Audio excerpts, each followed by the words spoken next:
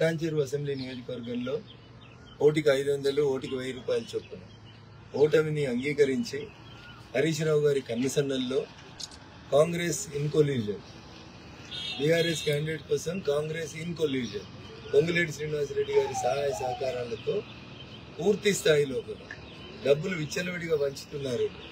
ఎస్ఐలు, సిఐలు, డిఎస్పీలు, సిపిలు, ఎస్పీలతో చెప్తే కూడా ఒక ప్లేస్కి పోవడానికి మినిమం గంట నుంచి 2 గంటలు తీసుకుంటున్నారు. వాళ్ళ పోలీస్ స్టేషన్ జ్యూరిడిక్షన్లో ఉన్నటువంటి ప్లేస్కి పోవడానికి కూడా. దీన్ని బట్టి చాలా స్పష్టంగా అర్థమవుతుంది ఏంటంటే, మెదక్ పార్లమెంట్లో భారతీయ జనతా పార్టీ అభ్యర్థినైనా నేను గెలుస్తున్నాననే విషయం తేటతెల్లం అయింది. కాబట్టి కాంగ్రెస్ బీఆర్ కలిసి చేసినట్టు చాలా స్పష్టంగా పైసలు పంచడానికి పూర్తిగా కాంగ్రెస్ పోలీస్ యంత్రాంగం సహకరిస్తా ఉంది. దీన్ని బట్టి హరీష్ రావు ఈ నైతిక ఓటమిని అంగీకరించమని చెప్తా ఉన్నారు. సిద్దిపేటలో ఆయన కంటే మాకు ఎక్కువ ఓట్లు వస్తున్నాయని చెప్పి రాత్రి నుంచి సర్పంచుల్ని, ఎంపీటీసీల్ని, బీఆర్ఎస్ లీడర్లని పిలుచుకొని ఒక్కొక్కరికి డబ్బులు ఇచ్చి డబ్బులు పంచుతున్నాడనే విషయాన్ని డిఎస్పీ సిద్దిపేటకి చెప్పినా, సిపి సిద్దిపేట గారి దృష్టికి తీసుకొచ్చినా నామకే వస్తే చూసి చూడనట్టు చేస్తా ఉన్నారు తప్ప ఎక్కడ కూడా పనిచేస్తున్నట్టు కనబడతలేదు. భారతీయ జనతా పార్టీ కార్యకర్తలకి, నాయకులకి సందర్భంగా నేను చేసేటువంటి అప్పీల్, వాళ్ళు ఎన్ని కుట్రలు చేసినా, ఇద్దరు కలిసి పనిచేసినా మనల్ని ఓడించలేరు. కాబట్టి సమయమనాన్ని కోల్పోకండి. రేపు సాయంత్రం బ్యాలెట్ బాక్సులు సీల్ అయ్యేంత వరదాకా సమయంతో ఉండండి అని చెప్పి ఈ సందర్భంగా తెలియజేస్తూ, పోలీస్ అబ్జర్వర్ గారికి, ఎన్నికల రిటర్నింగ్ అధికారి గారికి, ఎస్పీ మెదక్ గారికి, అదే రకంగా జనరల్ అబ్జర్వర్ మెదక్ లోక్సభ గారికి ఈ సందర్భంగా రాతపూర్వకమైనటువంటి ఫిర్యాదుల్ని అందజేయడం జరిగింది.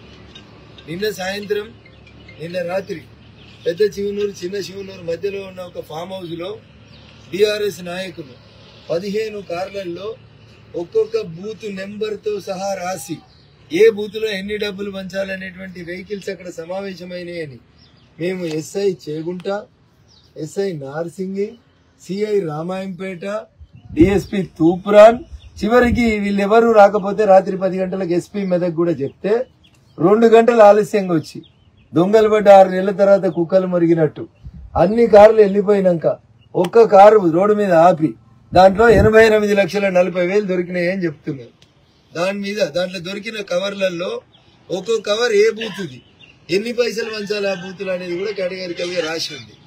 అవి బీఆర్ఎస్ పార్టీ ఎంపీ అభ్యర్థి వెంకటరామరెడ్డి గారికి సంబంధించిన డబ్బులని వాళ్ళు అక్కడ దొరికిన వాళ్ళు, సమావేశమైన వాళ్ళందరూ బీఆర్ఎస్ పార్టీ నాయకులని చెప్తుంటే కూడా వాళ్ళ మీద కేసులు లేవు, పట్టుకురావట్లేదు. వాళ్ళు సమావేశమైన ఆ ఫామ్ హౌస్ లో ఒక సీసీటీవీ ఫుటేజ్ ఉంది.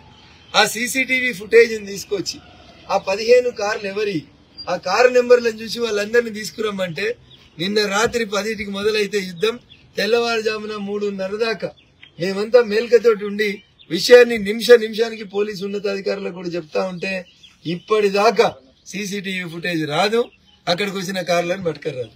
దీన్ని బట్టి ఏమర్థమైతా ఉంది, బీఆర్ఎస్ నాయకులు డబ్బు పంచుతారు, కాంగ్రెస్ ప్రభుత్వం అధికారంలో ఉంటది, పోలీసు యంత్రాంగం చూసి చూడనట్టు వ్యవహరిస్తా ఉంటది. This is what is happening in Medak parliament.